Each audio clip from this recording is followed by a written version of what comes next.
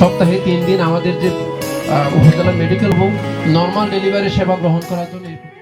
দক্ষিণাঞ্চলের প্রান্তিক মানুষের চোখের চিকিৎসা সেবা নিশ্চিত করতে আমার চোখ আমার আলো নামে 6 মাসব্যাপী পাইলট প্রকল্পের আওতায় ভোলার উপকূলীয় এলাকা চরফ্যাশনের স্বাস্থ্যসেবা বঞ্চিত 10,000 মানুষের চোখের চিকিৎসা দেওয়া হচ্ছে।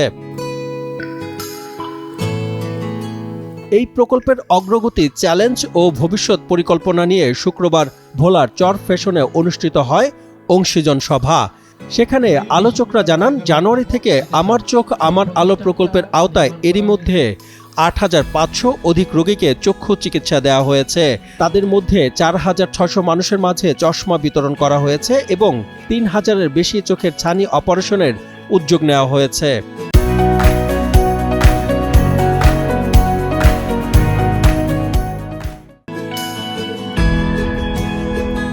অংশীজন সভায় যোগ দিয়ে আলোচকরা আরও জানান, ইতোমধ্যে অপারেশন কার্যক্রম শুরু করেছেন তারা।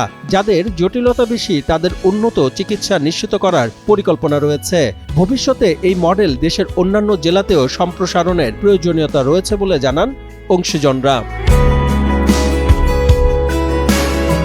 অনুষ্ঠানে প্রধান অতিথি হিসেবে উপস্থিত ছিলেন স্বাস্থ্য ও পরিবার কল্যাণ মন্ত্রণালয়ের স্বাস্থ্য সেবা বিভাগের সচিব মোহাম্মদ সাইদুর রহমান। সভাপতিত্ব করেন ত্রাণ ও দুর্যোগ ব্যবস্থাপনা মন্ত্রণালয়ের অতিরিক্ত সচিব ও সিপিপির পরিচালক আহমদুল হক।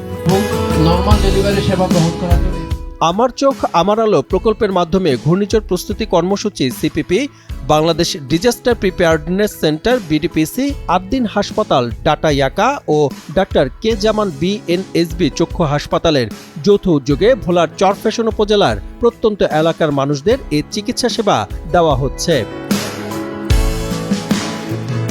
সাতমান সাকিব, কালের কণ্ঠ।